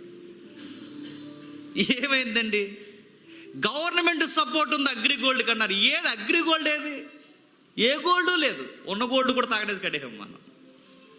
అవివేకయుక్తమైన ఉరులు శోధన. ఇంకా చెప్తున్నాడు చూడండి, ఉరిలోను అవివేకయుక్తములైన హానికరములైన అనేక దురాశలలో, దురాశ డబ్బు విషయంలో ఏముంటుంది చెప్పిన? శోధన ఉంటుంది, ఉరుంటుంది, అవివేకం. ఎక్కువ మంది అవివేకంగా ప్రవర్తించేది ఏ విషయంలో చెప్పండి? డబ్బుల విషయంలోనే. ఎలా కట్టేసామంటే, అదే 10కి 100 ఇస్తున్నారండి, కట్టేసాం. ఇన్న తెలివితేటలు ఎక్కడ నీకు? అవివేకం. నేను ఎప్పుడో మెసేజ్ చెప్పిన ఒక ఎలా చెల్లి చూస్తే క్షమించను గాక. ఈ క్రైమ్లో ఈ లోపల ఈ సెల్లో పనిచేస్తున్నప్పుడు మనకు సైబర్ క్రైమ్ ఇచ్చారు ఆ టైంలో. ఇప్పుడు సైబర్ క్రైమ్ ఆగిపోయిందిలేండి, ఇప్పుడు రన్ అవుతుందో లేదో నాకు సరిగా ఐడియా లేదు. కానీ ఈ సైబర్ క్రైమ్లో పనిచేస్తున్నప్పుడు ఏదన్నా ఎప్పుడైనా గుర్తుపెట్టుకోండి, ఈ పాయింట్ గుర్తుపెట్టుకోండి. ఆన్లైన్లో ఎప్పుడైనా డబ్బులు పోతే 24 అవర్స్ లోపు మీరు కంప్లైంట్, స్థానికంగా ఉన్న మీ పోలీస్ స్టేషన్కి కంప్లైంట్ ఇవ్వాలి. 24 గంటల లోపల మీరు కంప్లైంట్, మీ పోయిన డబ్బులు ఇవన్నీ ఇస్తే వచ్చే అవకాశం ఉంది. 24 గంటలు దాటాక నీకు వారం తర్వాత మెలుగు వస్తే ఇంక అంతే సంగతులు, భోజనాలకు వెళ్ళిపోవడం. ఇంకా 24 గంటల లోపు మెలుగురా. ఈ చెల్లికి ఈ అమ్మాయి ఏం చేసిందంటే, ఇవేవో ఇప్పుడు ఆన్లైన్ షాపింగ్లో వచ్చినాయి. ఏంటంటే అవి ఏదో అంటారు దాన్ని, మీషో. ఈ మీషోలోని ఎవడో ఫోన్ చేశారట. ఏమనంటే, ఇదిగో మీరు ఎక్కువ షాపింగ్ చేస్తున్నారు, మీరు ఎక్కువ డ్రెస్సెస్ కొంటున్నారు, మీరు ఎక్కువ కొంటున్నారు కనుక మీకు ఆఫర్ వచ్చింది అన్నాడట. అనగాని ఏం ఆఫరు అనగాని, మీకు 17,000 రూపాయలు విలువ చేసే ఆఫర్ వచ్చింది, మీరు క్యాష్ రూపంలో తీసుకుంటారా లేదా గిఫ్ట్ రూపంలో తీసుకుంటారా అనగానే లెక్కలు వేసుకుంది. గిఫ్ట్ ఎందుకు మనకి, క్యాష్ రూపంలో తీసేసుకుందామని క్యాష్ పంపించేయండి అందట. అంటే ఏం లేదు, చిన్న డీడీ తీయాలి, 1000 రూపాయలు డీడీ తీయండి, 17,000 రూపాయలు మీ ఇంటికి వచ్చేస్తాయి అనగానే 1000 రూపాయలు 17,000 అంటే ఇంకా 16,000 మిగిలితే 1000 కొట్టేయండి, డీడీ తీసింది. తర్వాత వచ్చింది మరలా ఈ ఆఫర్, మీరు ఇంకా ఈ ఆఫర్ని మీరు అర్హత సాధించారు కనుక, డీడీ అనంత కాలంలోనే మీరు తీశారు కనుక ఇంకా ఆఫర్ పెంచారు మీకు. ఇప్పుడు 17,000 70,000 రూపాయలు ఉంది. కానీ 70,000 అంతే. ఇప్పుడు చిన్న డీడీ ఉంది, ఆ డీడీ తీసేస్తే మీ ఇంటికి వచ్చేస్తుంది. ఎంత? 7,000. 70,000 7,000, 7,000 70,000, పర్లేదు 7,000 కదా, కట్టేసింది. ఇలాగ ఈ అమ్మాయి డీడీలండి 70,000-80,000 డీడీలు కట్టిందండి. కట్టిన తర్వాత ఆ మీసోడు సావుకోరు సలగా చెప్పాడు. ఫోన్ చేస్తారు, ఆడు మీసోడుగా మరి ఏసోడాడు మనకు తెలియదు. మనకి ఆడు ఫోన్ చేసిన తర్వాత అడిగాడు, ఏవన్నీ డబ్బులు వస్తాయి అన్నారు కదంటే. అమ్మాయి ఆలోచన ఏంటంటే, మా నాన్న నెక్స్ట్కి 2 ఇయర్స్లో పెళ్లి చేస్తాడు, మా నాన్నకి కష్టపడుకుంటే ఇదిగో డాడీ నేనే ఈ 70,000-80,000 తెచ్చాను, దీన్ని పెళ్లి ఖర్చులు వాడాలండి అని తన వ్యూ. కాకపోతే ఇప్పుడు ఈ 80,000 ఎక్కడి నుంచి తీసిన డబ్బులు ఖర్చు పెట్టింది తెలుసా? వాళ్ళ నాన్న తన పెళ్లి కొరకు దాచిన డబ్బులే ఖర్చు పెట్టేసింది. తర్వాత ఫోన్ చేసింది, అన్నయ్య ఇలా జరిగింది అన్నయ్య, డీడీలు అని చెప్పి 70,000 నుంచి 80,000 కట్టేశాను అన్నయ్య, ఇలా అన్నయ్య నాకు ఇలా జరిగింది అన్నయ్య, ఏం చేయాలని అంటుంది. ఏం చేస్తావు? ఒకటే మాట చెప్పాను, ఏం చేయకు, ప్రార్థన చేయి, ఎవరికి చెప్పుకో, మీ నాన్నకి టైం చూసుకుని చెప్పే. డబ్బులు రావని అంటే రావు. మాట్లాడిగాను, 10కి 100 రూపాయలు ఇస్తాడంటే నువ్వు ఎలా నమ్మావు అని అడిగాను నేను. ఎవడైనా ఊరకే 10కి 100 ఇస్తాడు చెప్పండి? 10 రూపాయలు పడిపోతేనే పట్టుకెళ్ళిపోయి లోకం ఎత్తి. అలాంటిది 10కి 100 ఇస్తాడు, 1000కి 1000 ఇస్తాడు, 1000కి 1,00,000 ఇస్తాడని నువ్వు ఎలా నమ్మావు? అదేనయ్యా నా బుర్ర పని చేయట్లేదు అన్నప్పుడు ఈ వాక్యం మీరు చూడండి, అవివేకంగా ప్రవర్తిస్తున్నాం. తెలివైన వాళ్ళు అనుకుంటాం కానీ అవివేకం అంటే డబ్బుల విషయంలో అవివేకం. హానిలు చేస్తారంటే డబ్బుల కోసం చంపేసుకున్న స్నేహితులు లేరు, డబ్బుల కోసం పొడి చేసుకున్న అన్నదమ్ములు లేరు, అనేకమైన దురాలోచనలు, అనేకమైన కుయుత్తులు, నాశనకరమైన కార్యాలు చేసిన వాళ్ళు లేరండి. ఇవన్నీ ఉన్నాయి. డబ్బుల విషయంలో నిన్ను పాడు చేయడం కాదు, నీ దేహమంతా పాడైపోతుంది, నీ కన్నంతా పాడైపోతుంది, నీ హృదయం అంతా పాడైపోతుంది, నీ సర్కిల్ అంతా పాడైపోతుంది, నీ మైండ్ అంతా పాడైపోతుంది. డబ్బులు దాస్తే డబ్బులన్నీ పాడైపోతాయి. చివరికి నువ్వు గోల్డ్ లోన్ పెట్టి గోల్డ్ దాచిన గోల్డ్ కూడా ఒక రోజు కరెన్సీగా మారి అది కూడా పోతుంది. నువ్వు ఏదన్నా చెయ్యి, ఇక్కడ శాశ్వతంగా డబ్బులు ఒకటి చేతుల్లో ఉండవు. ఒకవేళ ఉన్నా దాన్ని అనుభవించడానికి ఒక రోజుకి ఆ మనిషి ఉంటాడు. ఏం చెప్పాలనుకున్నా ప్రభు అంటే, ప్రభు ఒకటే చెప్తున్నాడు, మీరు దాయాలనుకున్నప్పుడు మీకు విషయం ఉంది. మీ బ్యాంకింగ్ సెక్టార్ ఎక్కడ కాదు, మరి ఎక్కడ? పరలోకమంతా దాయండి. ఎలా దాయాలి ప్రభు అంటే చెప్తున్నాడు చూడండి. 1 సత్క్రియల ద్వారా, 2 చెప్పండి మేలు చేయటం, ఇతరులకి మేలు చేయి. 10 ఇస్తే రేపు పొద్దున్న నీకు 20 ఇస్తారని చేయకు. 10 ఇచ్చినా ఇవ్వకపోయినా నీ దగ్గర 20 ఉంటే ఒక 10 రూపాయలు ఇతరులకి ఇవ్వడం నేర్చుకో. ఎంతో కొంత ఖర్చు పెట్టు. పిల్లికి భిక్షం పెట్టనండి మేము పెద్ద ధనవంతులు అయిపోతామంటే ఒకరోజు నీ ముఖం పిల్లి కూడా చూడదు, గుర్తెట్టుకో. సీరియస్గా చెప్తున్నాను. ఇతరులకు మేలు అంటే సత్క్రియలు చేస్తే డబ్బులు అక్కడ దాస్తాం. ఇతరులకి 10 రూపాయలు సహాయం చేస్తే చెప్పండి డబ్బులు అక్కడ దాచుకుంటాం. చాలామంది సీరియస్గా మాట్లాడేస్తుంటారు. అడుక్కునే వాళ్ళు దారంటే వస్తున్నప్పుడు అడుక్కునే వాళ్ళు ఉంటారు కండి, బాగున్న వాళ్ళకి ఇవ్వకండి. అడుక్కునే స్టేజ్ ఎవరికి ఉందో మనకు అర్థమవుతుంది. కాలు చేయ బాగా ఆడుతున్న వాళ్ళకి ఏమి ఇవ్వకండి. కాళ్ళు లొంగిపోయి చేతులు లొంగిపోయి అక్కడ అడుక్కుంటుంటారు కదా, ఎక్కడ ఈ సిగ్నల్స్ దగ్గర. వాళ్ళు చూసినప్పుడు చాలామంది మనం ఎలా 100 ఇచ్చేసాం అనుకోండి, మన పక్కన వాళ్ళు సీరియస్గా 100 ఇస్తేవిడరా బాగా ఎక్కువైపోయిందని నీకు అంటాడు. ఇప్పుడు 100 రూపాయలు అయితే బిల్డింగ్ రాసి ఇచ్చేసినట్టు 100 ఇచ్చేసేవిడరా అంటే, ఒక మాట ఉంది బైబిల్లో, నేను 100 ఇచ్చేసింది ఈ వ్యక్తికి కాదు, చెప్పండి నేను పరలోకంలో 100 రూపాయలు సిగ్నల్ పాయింట్ దగ్గర దాస్తున్నాను. 100 ఇచ్చేసేవారంటే ఇచ్చేసాం, పోనీ ఆడ దొంగే తాగెత్తడు పోయి. ఒక విషయం నేను మళ్ళీ చెప్తున్నాను. ఆడ పేదరికంలో రోడ్డు మీదకి వచ్చి తన మనుష్యుడిగా ఉన్నవాడు తోటి మనుషుల దగ్గర అడుక్కుంటున్నాడంటే ఎంత మనస్సాక్షి చంపుకొని అడుక్కుంటాడు చెప్పండి. అందుకే ఇచ్చేసాను. ఆడు నాకేం ఇవ్వలేడు, కానీ నాకు ఒకరు ఇస్తారు. ఎక్కడుంది అక్కడ మాట? సామెతల గ్రంథం చూడండి, ముగించుకుందాం. సామెతల గ్రంథం 14వ అధ్యాయం, 21వ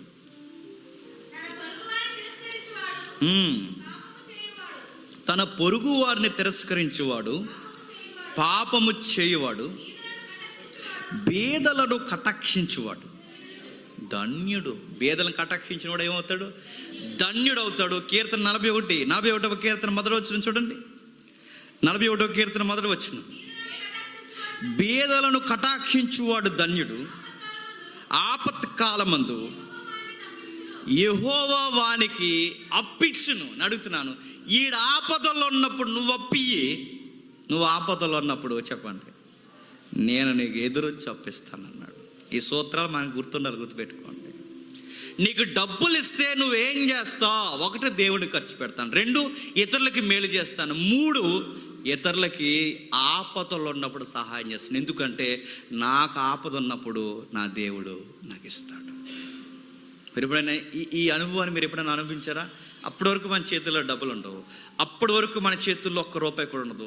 కానీ సమయానికి ఆ టైంకి ఎవరో వస్తారో, మనం ఊహించని ఆ ధనాన్ని మన చేతిలో పెట్టి వెళ్ళిపోతారు. అప్పుడు అనిపిస్తుంది, దేవా ఇప్పటి వరకు నా చేతిలో డబ్బులు లేవు, సడన్గా ఇంత డబ్బులు నా చేతిలో ఎలా పెట్టావంటే దేవుడు కొన్ని లెక్కలు ఉంటాయి. రే నువ్వు చేసి నాకు గుర్తున్నాయి, అందుకే నీకు కూడా చేస్తున్నాను అంటాడు. మనం ఎవ్వడికి ఏది ఎంగిలి మెతులు కూడా జల్లం. ఆపద వచ్చినప్పుడు మాత్రం మనకి బిర్యానీ పెట్టేయాలని చూస్తాం. ఎలా పెట్టేస్తాడండి బిర్యానీ? ముందు నువ్వు పెట్టు, తర్వాత నీకు పెడితే లింక్ గుర్తుపెట్టుకుని ఒకదానికి ఒకటి లింక్. ఇది నువ్వు చేయి, దేవుడు నీకు చేస్తాడు. నువ్వు ఏమి చేయకపోతే నువ్వు ఏది చేయకపోతే, అంటే దేవునికి ఖర్చు పెట్టకపోయి, ఇతరులకి మేలు చేయకపోయి, ₹1 ఖర్చు అసలు నీకు ఏ కొసాన కూడా, ఏ జోన్లో నువ్వు ఏ రూపాయి నడుతున్నాను, నువ్వు పెద్ద పెద్ద డబ్బులొద్దు, ఉన్న ₹100లోనే ₹10 నువ్వు ఖర్చు పెట్టిన దాఖలాలు చూపించు. దేవుడు చూస్తాడు. చాలామంది తెలివితేటలు ఉపయోగిస్తారండి. రెస్టారెంట్కి వస్తారు, చక్కగా తింటారు. నేను ఎవరిని అంటలేదండో, నాతో వచ్చిన కాదు, బయట ధరని చెప్తున్నాను, రావడం మానేస్తారు. రెస్టారెంట్కి వస్తారు, చక్కగా వస్తారు, కూర్చుంటారు, తింటారు. సరిగ్గా టయానికి ఫోన్ వచ్చేద్ది వాళ్ళకి, రాదు, వచ్చేద్ది అంతే. ఎందుకంటే బిల్లు కట్టాలేమో అని అలా చూపించి ఫోన్ మాడుకుంటాం, అతనికి ఇచ్చేయండి, బిల్లు అయితే ఇచ్చేయండి అండి. ఇవన్నీ నడుతున్నాను, మనకే అర్థమవుతున్నాయండి. దేవుడికి అర్థం. రే నువ్వు ఫ్రీగా తినేసే రకం రాని దేవుడికి అర్థమవుతుందండి. నువ్వు ఊరకే నల్లేసరే, నువ్వు ఎంత ఫ్రీగా పెనాయిల్ తాగేద్దాం అనుకుంటున్నావంటే, అరే నీకు ఆపద వచ్చినప్పుడు నీకు ఎలా సహాయం చేయాలరా అని దేవుడు లెక్కలేసుకోడా. ఇప్పుడు చెప్పండి విషయం అర్థమైతే, నేను ఫైనాన్షియల్గా ఎప్పుడు బాగుంటాను చెప్పనా? దేవా నాకు ఇంత డబ్బు ఇచ్చావు, ఇదిగో దీన్ని భాగాలు చేస్తున్నాను, ఇది నీకు, ఇది ఇతరులు మేలు చేయడానికి, ఇది నీ పరిచయంలో ఖర్చు చేయడానికి, ఇది ఈ కొంత అమౌంట్ నా దగ్గర ప్రభువా నా నిత్య అవసరాల కొరకు, ఇది నేను వాడుకుంటాను, ఇది నీకు వాడతాను, ఇది ఇతరులకు వాడతాను. మీ ధనాన్ని కేటగిరీస్ ఎప్పుడైతే విడదీయడం, ఈ మెచ్యూరిటీ మీకు వచ్చిందో, నేను చెబుతున్నానండి, ఇంకా ఇస్తాడు, ఇంకా ఇస్తాడు, ఇంకా ఇస్తాడు, ఇంకా ఇస్తాడు, ఉన్నతమైన స్థితిలో పెడతాడు. ఎందుకంటే నువ్వు అనేకులకు దీవెనకరంగా ఉన్నావు కనుక నిన్ను బాగా దేవుడు దీవిస్తాడు. మనం దాయడం మొదలెట్టామో దేవుడు కూడా మనకి ఇవ్వకుండా చెప్పండి దాచేస్తాడు. నువ్వు ₹10 దాచుంటే ఎందుకు దాస్తున్నావు నీ దగ్గర క్లారిటీ ఉండాలి. నేను ప్రౌడ్గా ఒక మాట చెప్తానండి, సంవత్సరం అంతా మీటింగ్స్ తిరుగుతాం, సంవత్సరం నాన్ స్టాప్, ఒక్కరోజు కూడా ఖాళీ లేకుండా మీటింగ్స్ తిరుగుతాం. ఈ సంవత్సరం అంతా దాచిన కానుకలు డిసెంబర్ వచ్చేసరికి 2 డేస్ 3 డేస్ మీటింగ్లు ఇస్తాను. ఆ మీటింగ్ అయిన తర్వాత మెసేజ్ తర్వాత నాకు ఎంతో కొంత కానుక ఇస్తారు. ఈ డబ్బులన్నీ దాస్తాను. ఈ దాచిన డబ్బులు దేనికి రా అంటే, ఆ సెమినార్ అని ఒక పెద్ద ప్రాజెక్ట్ వస్తుంది.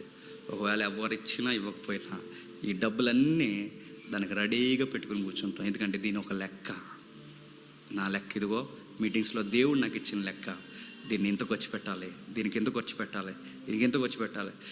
ఇవి ఎప్పుడైతే మనకు క్లారిటీ ఉందో, నేను చెప్తున్నా అండి, చూస్తుండగానే మన గ్రాఫ్ దేవుడు అలా చెప్పండి పెంచుతాడండి. నేను అనుభవిస్తున్నాను, నేను సీరియస్గా చెప్తున్నాను, నేను అనుభవిస్తున్నాను. మన బడ్జెట్ పెరగాలంటే, మన స్థితిగతులు పెరగాలంటే, ఆ బడ్జెట్ విషయంలో దేవుడికి నాకు ఒక క్లారిటీ లెక్క ఉండాలి. ఇది నీది ప్రభా, ఇది ఇతరులకు ప్రభా, ఇది నీ పరిచయ ప్రభా, ఇదిగో ఇది నా ఇంటికి నేను వాడుకుంటున్నాను ప్రభా. ఈ క్లారిటీ మెయింటైన్ చేయండి. నీ ధనము అక్కడ దాస్తావు. ఇహమందు దాయొద్దు, మరి ఎక్కడ దాయాలి? పరమందు దాయి. అపోస్తులు కూడా ఈ క్లారిటీ ఉందంటే చూడండి ఒకసారి. గలతీయులకు రాసిన పత్రిక 2వ అధ్యాయం, గలతీయులకు రాసిన పత్రిక 2వ అధ్యాయం 10వ వచనం.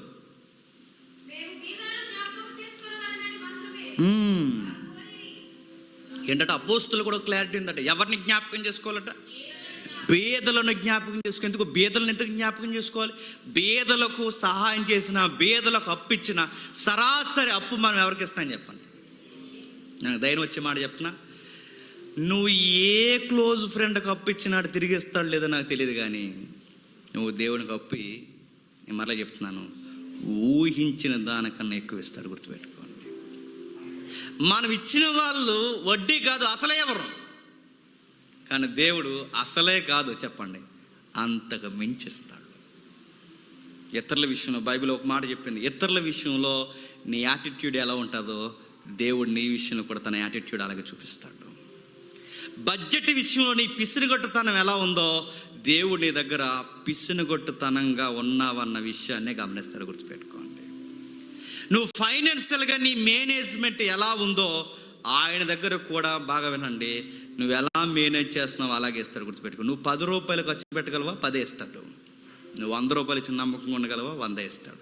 నువ్వు 1000 ఇచ్చిన నమ్మకం ఉండగలవా? 1000 ఇస్తాడు. లక్ష ఇస్తాడు. నువ్వు ₹1,00,00,000 కూడా నమ్మకంగా ఖర్చు చేయగలవా?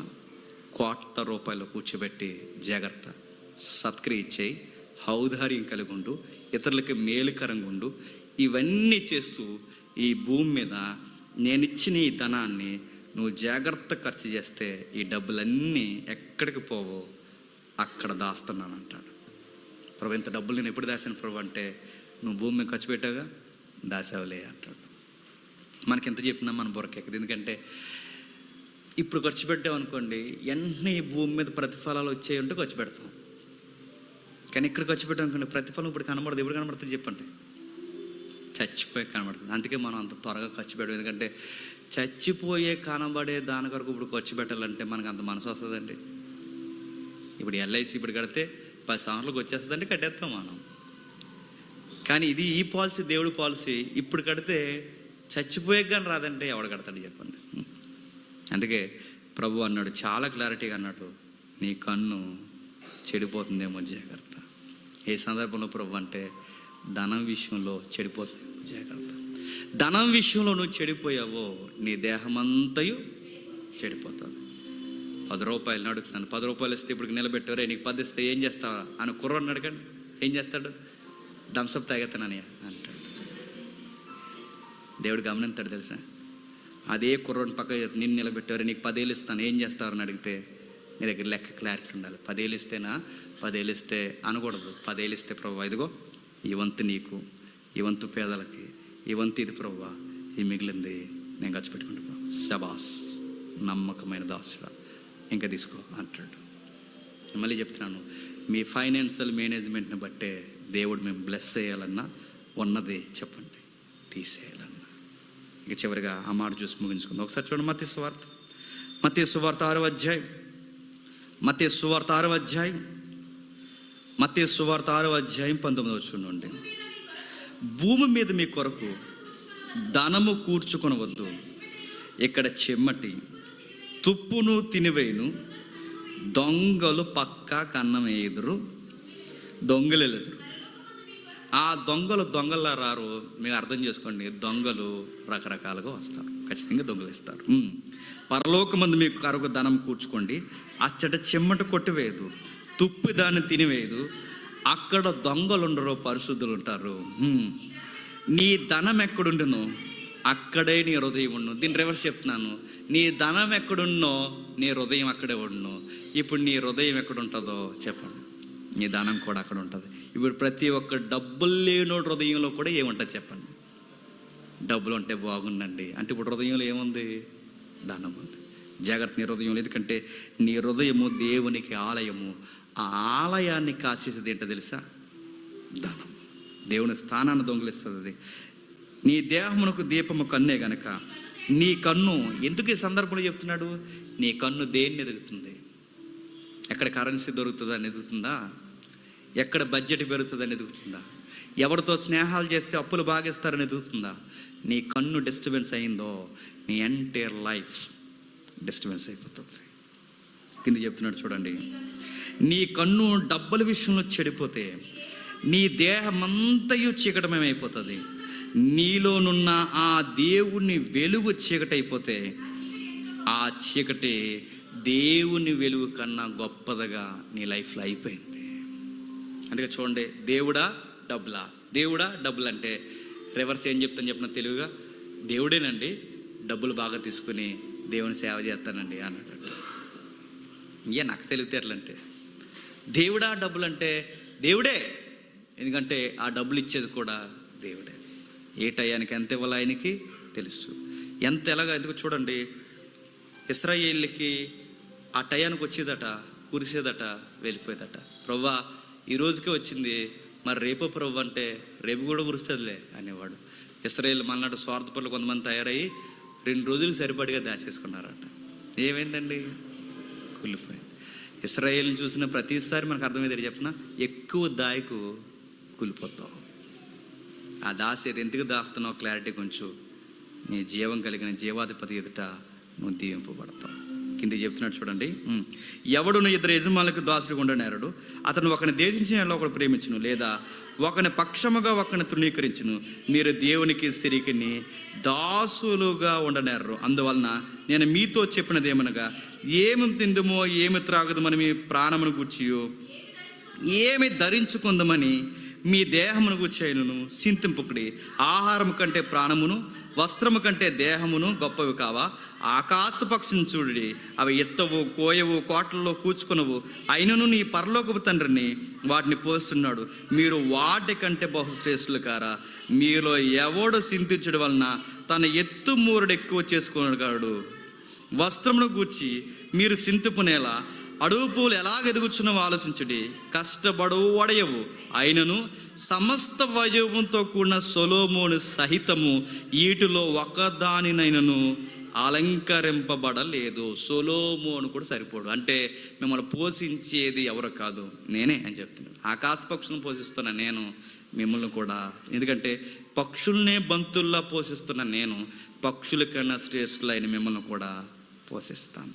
నేను ఎప్పుడో చెప్పాను, పక్షుల లైఫ్ మన లైఫ్ ఒకటే లైఫ్, సేమ్ లైఫ్, ఒకే జీవన విధానం. మీరు గమనించండి. కాకపోతే మనకు ఆధార్ కార్డులు ఉంటే వాటికి ఆధార్ కార్డులు ఉండవు, మనకి ఎన్నికలు ఉంటే వాళ్ళకి ఎన్నికలు ఉండవు, మనకు నాయకులు ఉంటారు వాటికి నాయకులు ఉండరు.